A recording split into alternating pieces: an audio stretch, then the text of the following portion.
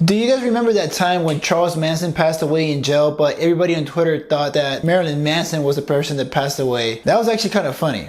Welcome back, guys. I'm here to do a video on Sharon Tate leading up to the movie Once Upon a Time in Hollywood. I'm gonna do kind of the similar format as in Ted Bundy's ex-girlfriend. I did that video because the movie Extremely Wicked came out and it was told from Liz's viewpoint. So if you guys want to check that out, make sure to click here somewhere. But I'm here talking about Sharon Tate's murder and who she was, because the movie itself is said to be surrounding her life and also fictional characters played by Leonardo DiCaprio and Brad Pitt. So I kind of want to speculate to see what that movie will be about, because there's not a lot of information out there yet on what this movie could be. There's even a trailer, but the trailer itself doesn't really tell us that much. In a way, this video is going to explore who Sharon Tate was leading up to her death. And just so I can focus just on Sharon Tate, I will not really talk about Charles Manson. I will not talk about who he was, because we all know that he was a deranged lunatic who sent out his followers to kill Sharon Tate and her friends, and then after that, this other couple. So Sharon Tate was his upcoming star. She was an actress and a model. She is said to be very beautiful, which kind of makes sense because as an upcoming star, Margot Robbie plays her, and it's kind of cool how both of their careers play off of each other, because Margot Robbie had her breaking roles and Sharon Tate did the same thing, and out of nowhere she became this huge actress. But anyway, her key role on the Beverly Hillbillies led to a lot of her success. Her first major role was in 1965 in the film Eye of the Devil, and right after this is where she met director Roman Polanski. She was actually auditioning for one of his films when they met. That film was The Fearless Vampire Killers, and right after that is when they began the relationship. But what was the real breakthrough here was the movie that she starred in, Valley of the Dolls. And at the same time, while they were dating, Roman Polanski hit his major debut movie with Rosemary. So Tate being an actress and doing so well in this film, and then also Rosemary's Baby is doing so well, both of these two people were put in the spotlight in Hollywood. So they became pretty famous right away, and the media wanted them like if they were part of the royal family. They were being followed by the media everywhere they went, and they became one of the most visible couples in Hollywood at that time. They ended up getting married in 1968, and leading up to 1969, they still felt like they were newlyweds. A lot of people said that Sharon Tate didn't give off that vibe that she was a celebrity. She was pretty down to earth. But a lot of the things changed from their newlywed to their honeymoon phase when August 9th, 1969 happened.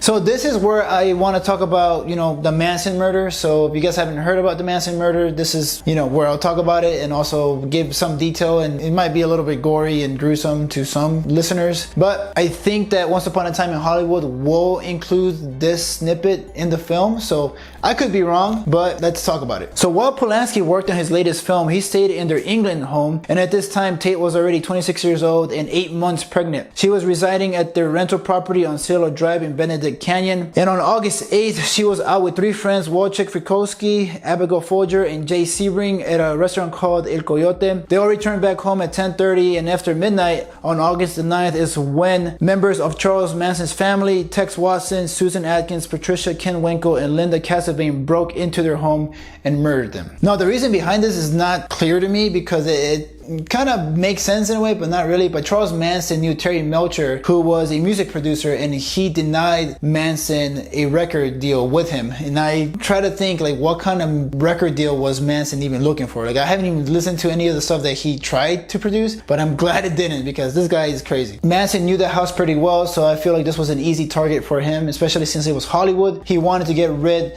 of Hollywood itself. So Tex Watson gathered everybody at the house and tied them up. Watson said, "I'm the devil and I'm here to do the devil's business." Sharon Tate and Jay Sebring were tied together by the neck. Everyone was protesting that Tate was pregnant, and also to let her go, and treat her better, because she was a pregnant woman and they couldn't believe that they were treating her this way. Unfortunately, Sebring was shot by Watson. Frykowski and Folger managed to free themselves and flee that house, but both of them were chased down and killed by Krenwinkel and Watson. They were stabbed anywhere from 28 to 51 times. And as Tate pleaded for her life, she was also stabbed around 16 times. They don't really know who killed her, but they were able to determine that she was stabbed multiple times. And it's also allegedly said that she was crying out "mother" the entire time she was being stabbed, which is it just gave me goosebumps right now, to be honest. So after the murders, Atkins and Krenwinkel, who were just 21 at the time, were told by Manson to leave signs at the house. He said to leave signs that would make it feel witchy. They ended up writing the word "pig" on the front door with Tate's blood blood. Tate Sebring was found with an X cut onto his stomach. That's terrifying. And I feel like Manson did this on purpose because the media started spinning this whole story, blaming it on Polanski and Tate themselves, because they were saying that, oh, you know, since they found these markings and signs, that they were involved in witchcraft and stuff like that. So obviously I don't think any of that was true. I think they were just targeted by a maniac, and unfortunately they had to like be renting that property at that time. So the main reason I wanted to talk about Sharon Tate's murder is because I feel like it will somehow be included in Once Upon a Time in Hollywood. Now we have two fictional characters that are going to be played in this film. One of them is going to be Rick Dalton, played by Leonardo DiCaprio. He's going to be based on actor Burt Reynolds, and then you also have Cliff Booth, who's supposed to be played by Brad Pitt, and he's supposed to be based on stuntman and filmmaker Hal Needham.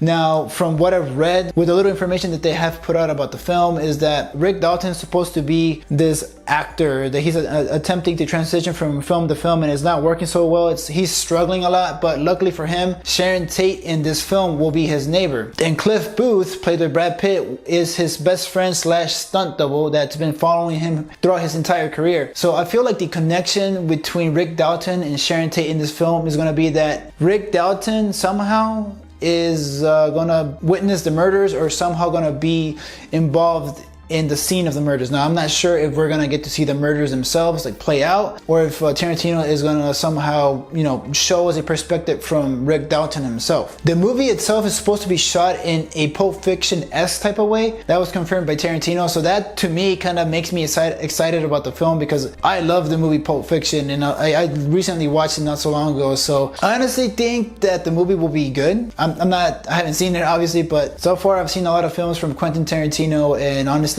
I like them all. So the movie is set to be released in July 26th. So if you guys are gonna watch it, let me know what you guys think in the comments. But yeah, that is basically what I wanted to talk about. I want to talk about Sharon Tate, you know, what happened that night of the murder, you know, who she was and how she came up to be a rising star. There's also a Haunting of Sharon Tate movie played by Hilary Duff.